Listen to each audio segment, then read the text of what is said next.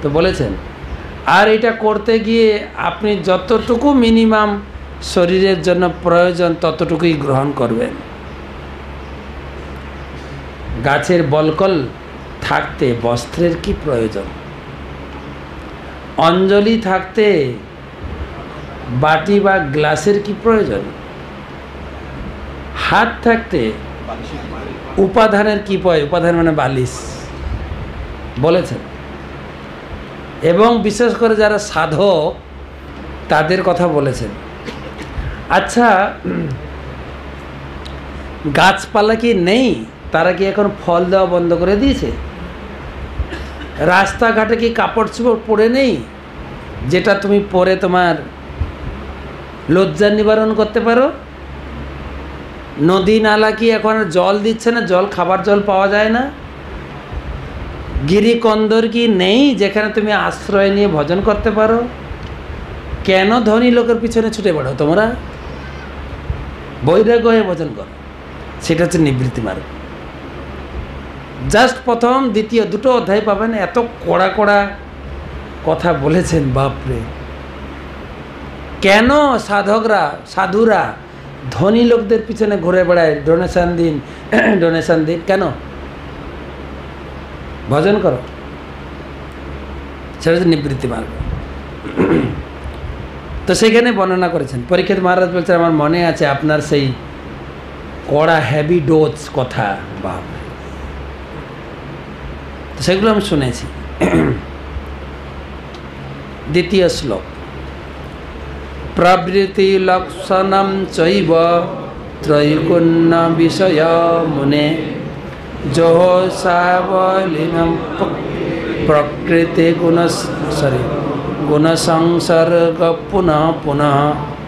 হে মহর্ষি সুখদেব, জীব যতক্ষণ পর্যন্ত জড়ার প্রকৃতির গুণের প্রভাব থেকে মুক্ত না হয় ততক্ষণ পর্যন্ত সুখ দুঃখ ভোগ করার জন্য বিভিন্ন প্রকার শরীর ধারণ করতে হয়। সেই শরীর অনুসারে তার বিভিন্ন প্রকার প্রবৃত্তি হয়। এই প্রবৃত্তি অনুসরণ করে প্রবৃত্তি মার্গে ভ্রমণ করে স্বর্গাদি লোক প্রাপ্ত হয়। সে কথা পূর্বেই তৃতীয় স্কন্ধে আমি শুনেছি। দ্বিতীয় স্কন্ধে নিবৃত্তি মানে বৈরাগ্য, বৈরাগ্য রূপে ভজন করা। আর প্রবৃত্তি মানে ভোগের সাথে। ধরুন যেরকম ব্রহ্মচারী সন্ন্যাসী হচ্ছে নিবৃত্তি, তারা সংসার সুখ উপভোগ করতে পারবে না। আর গৃহস্থ তারাও ভক্ত, তাদের হচ্ছে প্রবৃত্তি মার্গ। গৃহ সুখের সাথে সাথে ভজন সুখও তারা করতে পারে। তো দ্বিতীয় স্কন্ধ ছিল নিবৃত্তি, আর তৃতীয় স্কন্ধ হচ্ছে প্রবৃত্তি, মানে ভোগ সুখের সাথে সাথে তুমি ভজন করো। আপনাদের মনে পড়ে কি তৃতীয় স্কন্ধে আমরা কি শুনেছি? কর্দম মুনি, তার পিতা ব্রহ্মা, তার পিতা প্রথম ব্রহ্মা সৃষ্টি, ভগবান ব্রহ্মাকে সৃষ্টি করলেন।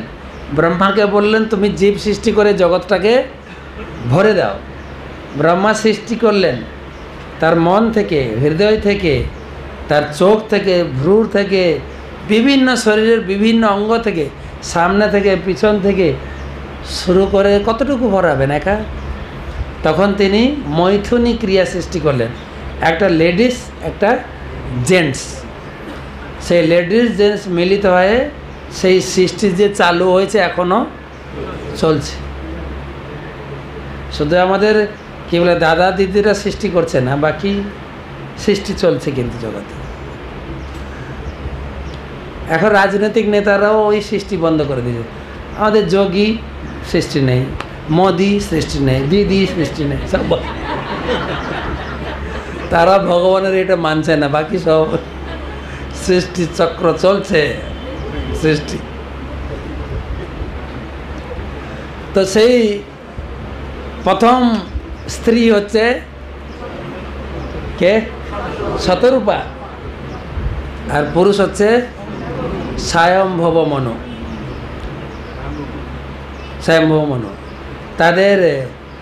তাদের দুজনের আবার 5 ছেলে মেয়ে, 3 মেয়ে 2 ছেলে, তাই না? আমরা তৃতীয় চতুর্থ পঞ্চম পর্যন্ত এই পরিবারের কথাই শুনেছি।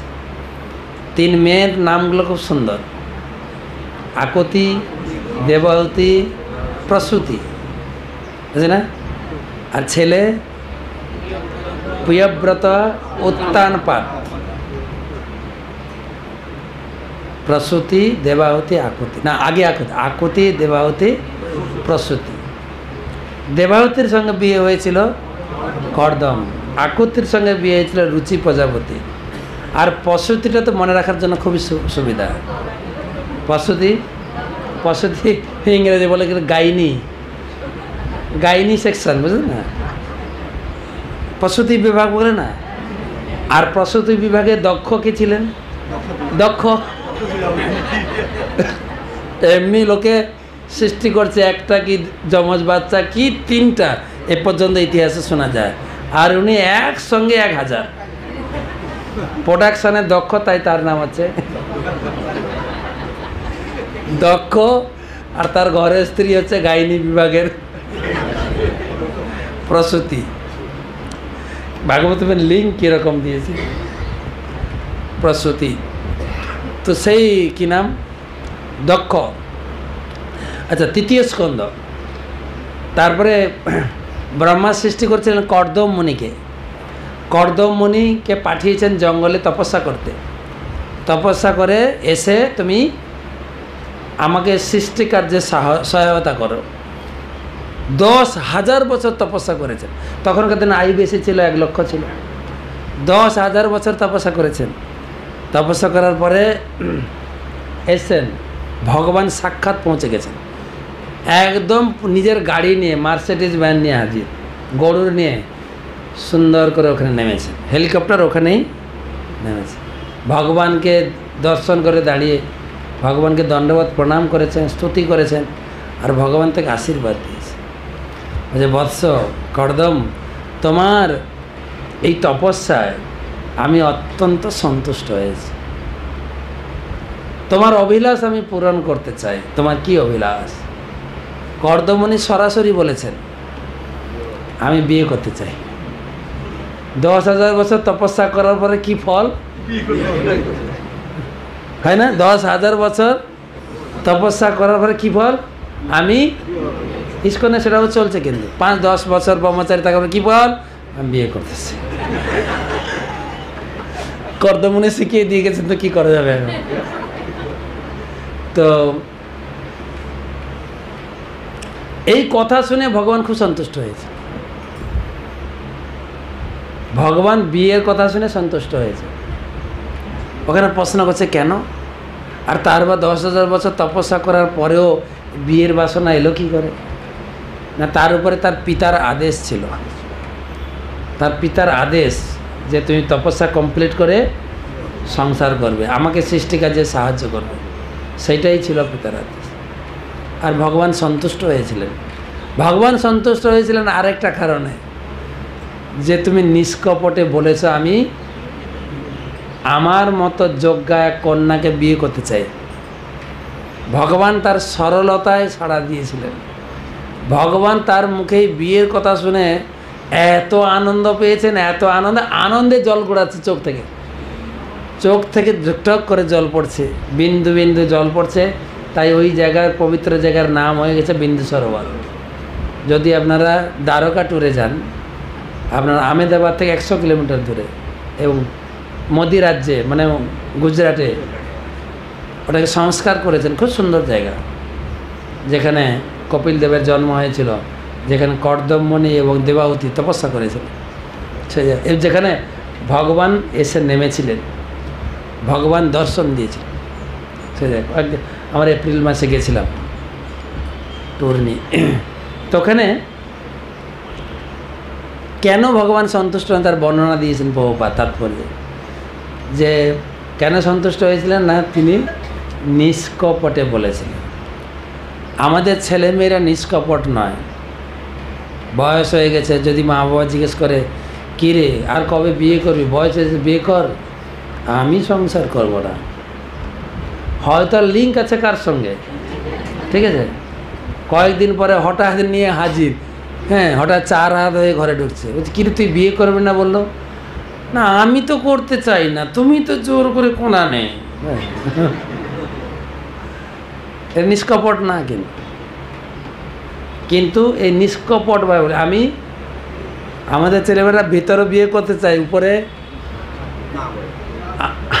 আমি যাকে পছন্দ করেছি তাকে করো, মা বাবা যদি আর কাউকে ধরে এনে দেয়, সেই জন্য উপর থেকে বিয়ে আমি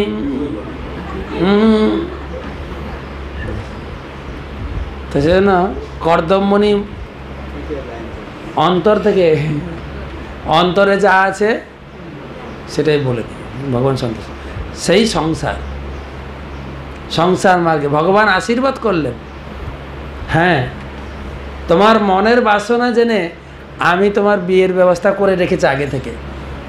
পরশু দিন তুমি আর কোথায় মেয়ে খুঁজতে যাবে? মেয়ের বাবা মেয়ে নিয়ে এসে তোমাকে এখানে বিয়ে দেবে। তোমার তো এখানে কেউ নেই, জঙ্গলে তুমি ঘরও নেই, কোথায় হল ভাড়া করবে আর কোথায় বিয়ে করবে আর বরযাত্রী কই তোমার? তাই তোমার জন্য কি ব্যবস্থা? মেয়ের বাবা নিয়ে এসে এখানে বিয়ে দিয়ে চলে যাবে। এখানে বরযাত্রীরও খাতির নেই আর কন্যা যাত্রীরও কোনো খাতির নেই, বাস বিয়ে। আর সেই স্ত্রী দেবহূতি, সেই দেবহূতির গর্ভে তোমার ঔরসে 9টা কন্যা সন্তান হবে। ব্রহ্মা তো অনেক ছেলে জন্ম দিয়েছেন, এখন কি দরকার? মেয়ে দরকার, মেয়ে হবে 9 আর দেবাহূতি এত সুন্দর, আর তোমার ভজন প্রভাব দেখে আমি এত প্রভাবিত হয়েছে। তোমাদের দুজনের সংসারটা না হ্যাভি হবে, হ্যাভি। তাই আমি চিন্তা করছি তোমাদের বাড়িতে আমি ছেলে হয়ে আসব।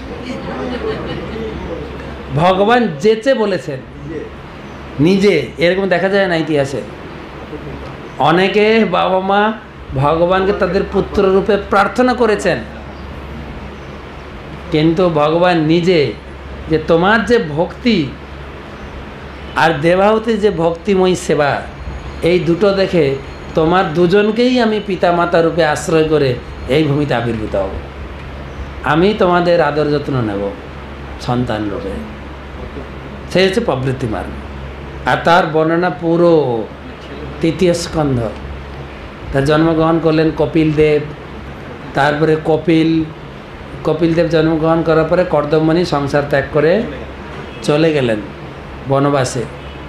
আর তারপরে কপিল দেব তার মাকে এই সাংখ্যযোগ ভক্তি দর্শন শিক্ষা দিয়েছেন। সুন্দর বর্ণনা, ভক্তিটা কী জিনিস, কত প্রকার ভক্তি, তারপরে মানুষের জন্ম হয় কীভাবে, এত সুন্দর বর্ণনা। প্রথম দিন স্বামী স্ত্রীর মিলনের পরে সন্তানের আয়তন কতটা হয়, 15 দিনে কতটা হয়, 1 মাসে কতটা হয়, 7 মাসে কতটা হয়।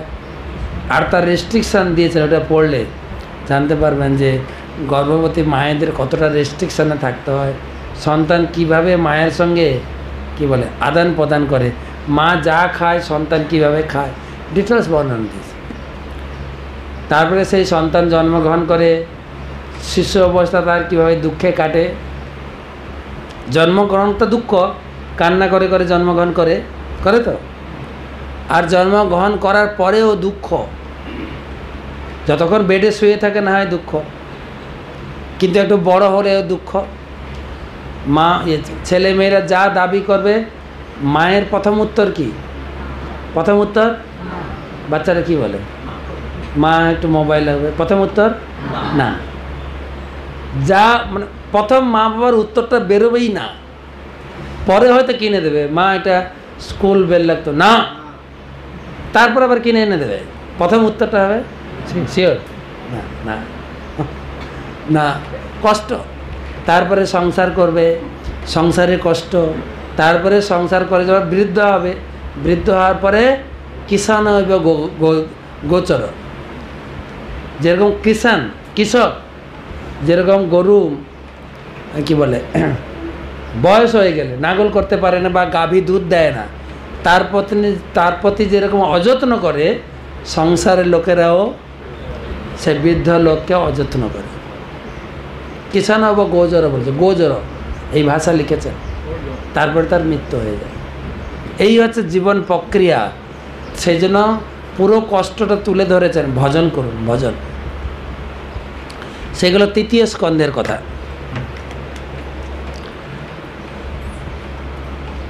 একটা পর্যন্ত না?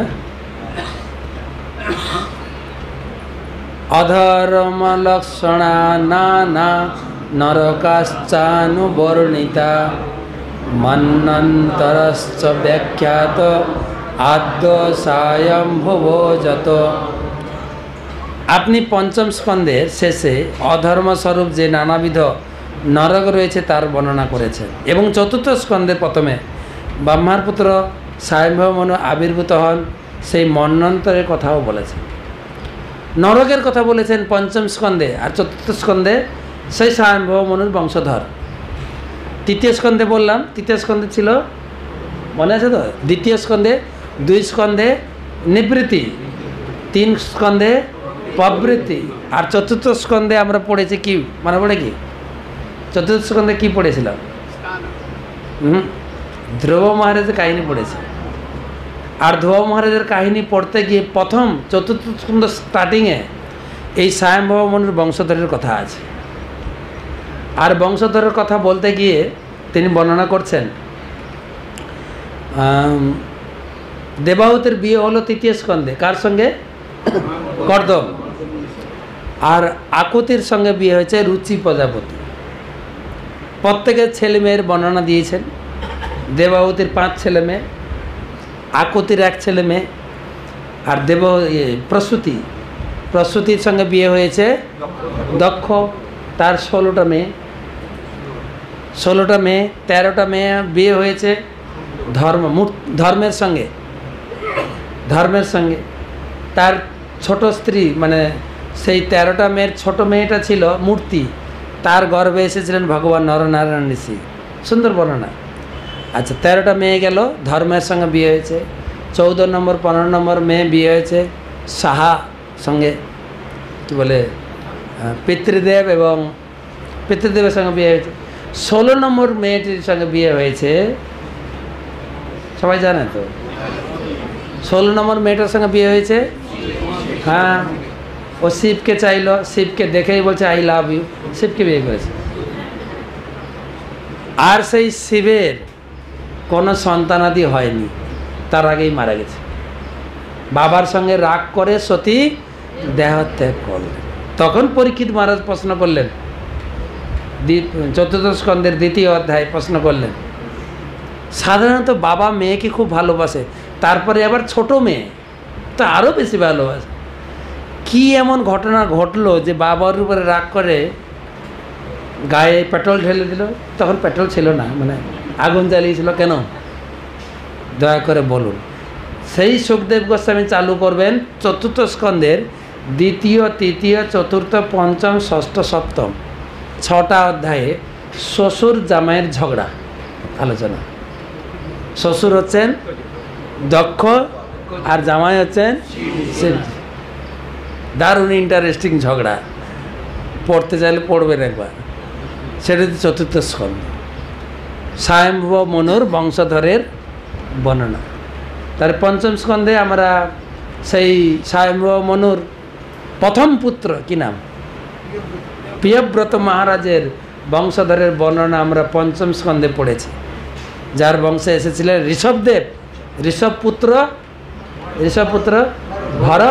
ভরত প্রসঙ্গ আমরা আলোচনা করেছি।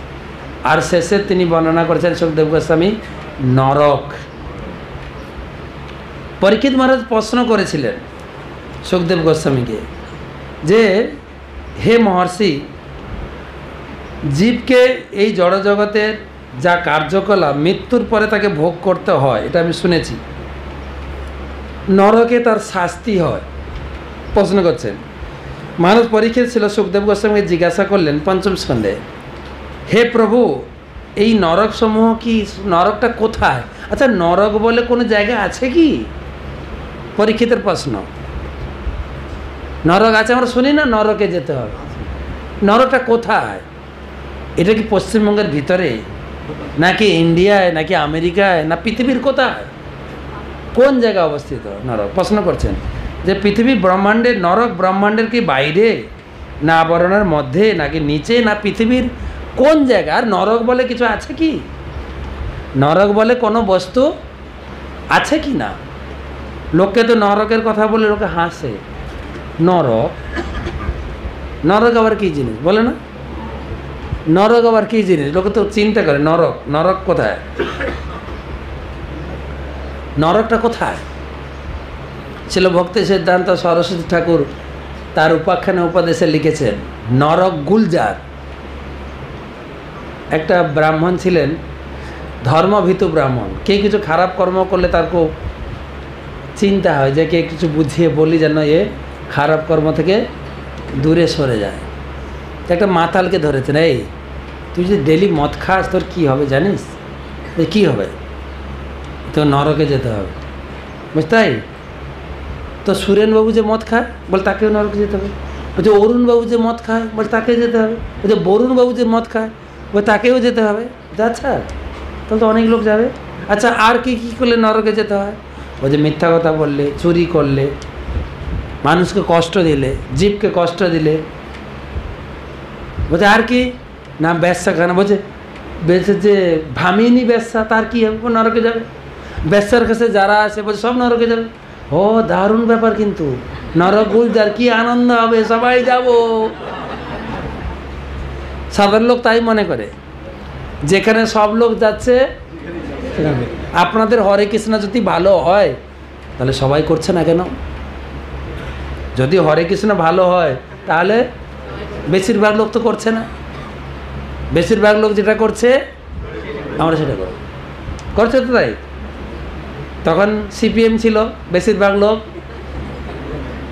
তারপরে দিদি, এবারে দিদি দারুণ, কিন্তু কত কাজ করেছে, দেশের উন্নয়ন, এটা ওটা, মানে একদম মুখে 10 মুখে গুণগান। এখন দিদি শেষ করে দিয়েছে, এখন হাওয়া ঘুরে গেছে।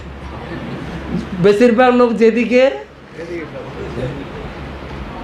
করছে তো নাকি নরক বলছে। নরক তো বললেছে না। তাই পরীক্ষিত মায়ের প্রশ্ন করেছে নরকটা কোথায়? তখন সুখদেব গোস্বামী সেই নরকের বর্ণনা দিয়েছেন। 28টা নরক আছে, 28টা নরকের প্রকোষ্ঠ, 28টা নরকের। সেই নরকে এক একটা নরকে এক এক প্রকার শাস্তি ভোগ করতে হয়।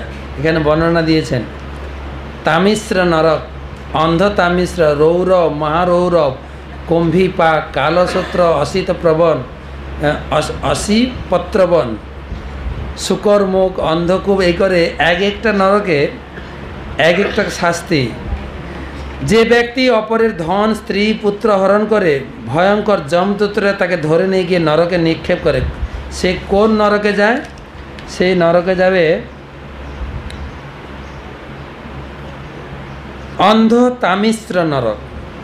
যে ব্যক্তি পতিকে বঞ্চনা করে স্ত্রী পুত্র উপভোগ করে সে অন্ধ তামিশ্র নরকে যায়। এক একটা শাস্তি, এক একটা ছেলে। সেই বর্ণনা শুনে সুখদেব গোস্বামী অত্যন্ত ভীত হয়ে গেছে। পরীক্ষিত মহারাজ ভয় পেয়ে গেছে। পরীক্ষিতের ভয় হলো কেন? যে নরকে গেছে তার ভয় হবে, পরীক্ষিতের ভয় কেন? পরীক্ষিত কেন ভয় পাবে?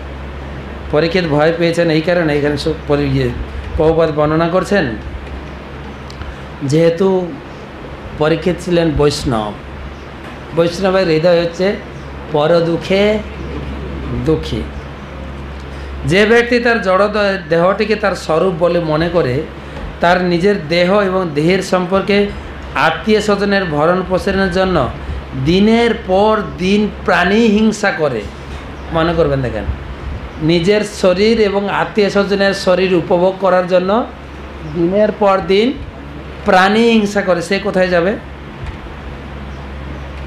সেই ব্যক্তি মৃত্যুর পর রৌরব নামক নরকে যাবে। রৌরব নরকে যাবে। আমরা পড়ছিলাম এই আসবে পঞ্চম চতুর্থ স্কন্ধে, আপনার পড়বেন